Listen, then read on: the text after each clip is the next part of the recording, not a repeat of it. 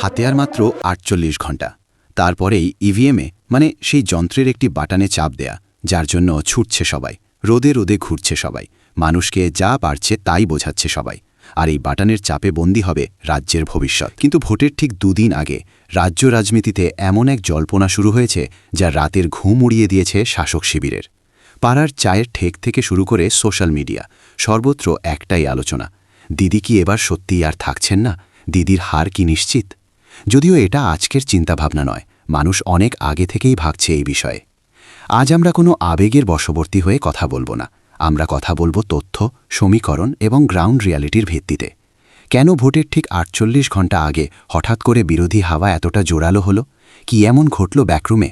ভিডিওটা শেষ পর্যন্ত দেখুন, কারণ আজকের এই ভিডিওতে আমরা রাজ্য রাজনীতির সবচেয়ে বড় অঙ্কের হিসেব মেলাব।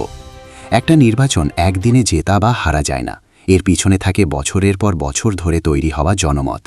গত কয়েক মাসে এমন কিছু ঘটনা ঘটেছে যা শাসক দলকে ছটপট করাচ্ছে, আর এই কারণগুলোই আমরা তুলে ধরছি এই ভিডিওতে। চলুন শুরু করা যাক। প্রথম সবথেকে বড়সড় কারণ হল প্রতিষ্ঠান বিরোধী হাওয়া। টানা ক্ষমতায় থাকার ফলে নেতাদের একাংশের অহংকার, স্থানীয় স্তরে দুর্নীতি এবং নিয়োগ দুর্নীতির মতো ঘটনাগুলো সাধারণ মানুষের মনে, বিশেষ করে যুব সমাজের মনে গভীর দাগ কেটেছে। বিরোধী দলগুলো ঠিক এই জায়গাতেই আঘাত করেছে। তারা মানুষকে মনে করিয়ে দিচ্ছে সেই টাকার পাহাড়, বান্ধবীর সাথে ফষ্টি নষ্টি, আরজি করের ঘটনা, কয়লা চুরি, বালি চুরি, চাকরির প্যানেল বাতিল, এমনকি বিরোধী দলের বেশ কয়েকজন তুলে ধরছে যে শাসক দলের বেশ কিছু সেফ সিট এবার আর সেফ নেই। এবার আসা যাক বিরোধীদের স্ট্র্যাটেজিতে। এতদিন যারা ভাবছিলেন বিরোধী শিবির ছন্ন ছাড়া, ভোটের ঠিক আগে তারা একটা ঐক্যবদ্ধ মুখ তুলে ধরতে পেরেছে। কিন্তু এর থেকেও বড় ফ্যাক্টর হলো সাইলেন্ট ভোটার বা নীরব ভোটার।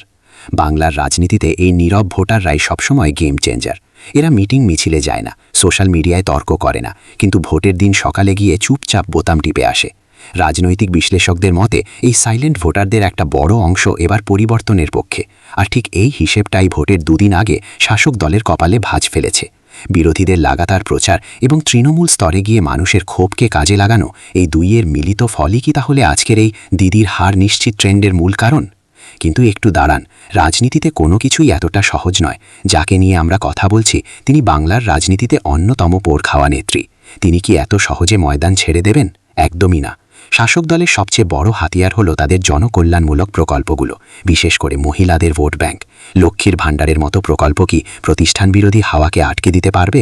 শাসক দলের নেতারা দাবি করছেন এই সমস্ত জল্পনা আসলে বিরোধীদের মাইন্ড গেম বা মনস্তাত্ত্বিক খেলা। ভোটের আগে কর্মীদের মনোবল ভেঙে দেওয়ার জন্যই নাকি এই হার নিশ্চিত প্রোপাগান্ডা ছড়ানো হচ্ছে। গ্রাউন্ডে শাসক দলের সংগঠন এখনও অনেক জায়গায় অত্যন্ত মজবুত, তাই এই হাওয়া ব্যালট বাক্সে কতটা প্রভাব ফেলবে তা নিয়ে একটা বড় প্রশ্নচিহ্ন রয়েই যায়।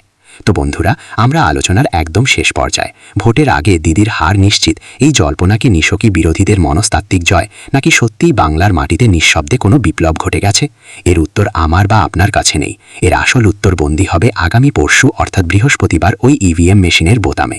রাজনৈতিক দলগুলো তাদের কাজ করেছে, এবার আপনাদের পালা। কোনো জল্পনায় কান দেবেন না, নিজের বিচার বুদ্ধি প্রয়োগ করুন এবং গণতান্ত্রিক অধিকার অবশ্যই প্রয়োগ করুন।